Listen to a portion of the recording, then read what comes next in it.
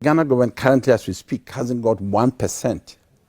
It has zero equity interest in Anglo Gold Ashanti. If there is one aspect of this bi-national summit that they should focus on, it should definitely be about mining and production.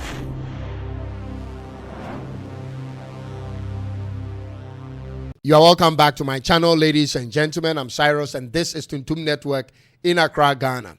So yesterday, Ghana and South Africa concluded on the second bi-national summit in Pretoria, and a few important MOUs were signed. This is supposed to be about the cooperation of both countries to mutually benefit our economies and our people. And I want to bring you to speed with what happened yesterday. Let's get into this. So Ghana's President Nana Addo Dankwa Akufo-Addo and his team met the President of South Africa, President Cyril Ramaphosa, in Pretoria yesterday on issues including trade, education, healthcare, peace and security in the Sahel region, and also in West Africa concerning all the coups, and so on. Ghana and South Africa has been friends since the days of apartheid, and it's a good thing, ladies and gentlemen, to see these types of summits between the two countries from time to time. However, my focus on this summit is on the trade part. This is because Ghana is Africa's largest producer of gold, with over 120 metric tons of gold produced in 2023. And South Africa is second on the list with about 100 metric tons of gold produced in the same year. My focus may be selfish in today's episode, and I hope you bear with me, because when I compare the numbers, ladies and gentlemen, when I compare the numbers Ghana makes in gold production and what my country is getting in terms of percentages to how South Africa has benefited from the same gold production in their country, I just know something is terribly wrong with Ghana. And for those of you who may not know much about Ghana and its gold production, first of all, let me say this to you. It's a peaceful and a sweet place to live and run your business. And I encourage businesses to come over all the time if you look at other episodes that I've done. But when I look at how poorly our leaders have negotiated our resources with foreign investors, it makes me wonder if they had the least love for this country and its future. The video I'm going to show you now is a GTV interview. Now, GTV is a state-owned Ghana TV network and is posted on their Facebook page on September 25th, 2022. It's an interview of Dr. Sam Jonah, a Ghanaian mining mogul, arguably the richest man in Ghana, who is a shareholder of many of the international mining companies in the country. He's based in South Africa, and this is an interview he granted to GTV's BBUM show. Take a listen to this. Our economy has very little local ownership. So if you take the mines, there's no, Ghana government has, by law, it has 10% interest in all the mines. But beyond the Ghana government, there is no Ghanaian who has 2% of any of the mines in Ghana. No Ghanaian. No Ghanaian. No Ghanaian. In fact, Obuasi, Ashanti Gold, Anglo Gold Ashanti, okay, we meshed, as you know. The Ghana government had 55%. At some stage, they sold their interest from 55% to 25% in 1994. And the Ghana government sold and took $400 million out. So the Ghana government became a 25% and not a 55% shareholder. Okay. Now,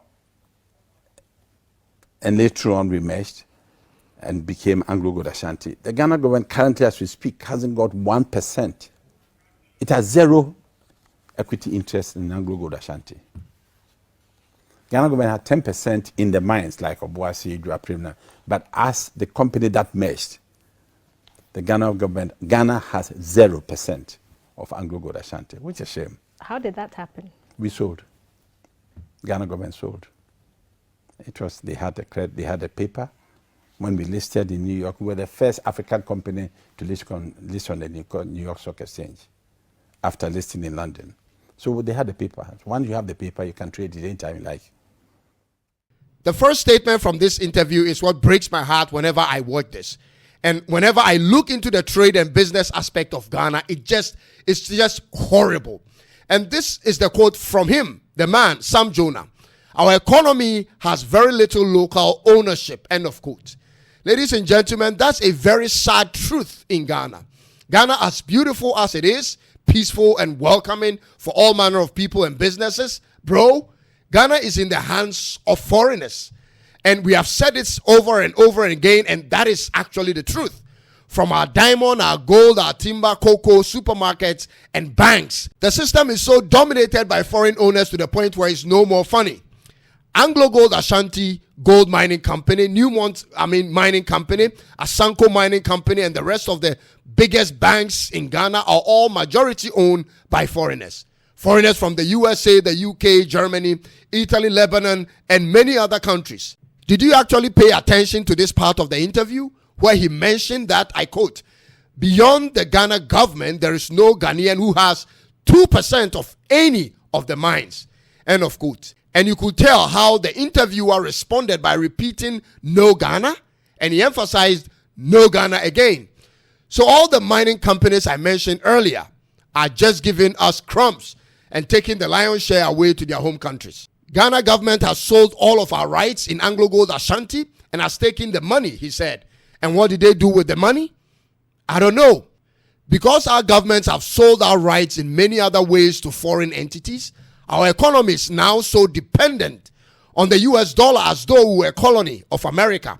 Every quarter of the year, when companies are repatriating their revenues back to their home countries, our Ghana cedi falls. Every time, every 3 months, our Ghana cedi falls because monies will have to be sent back home to those home countries where the companies came from.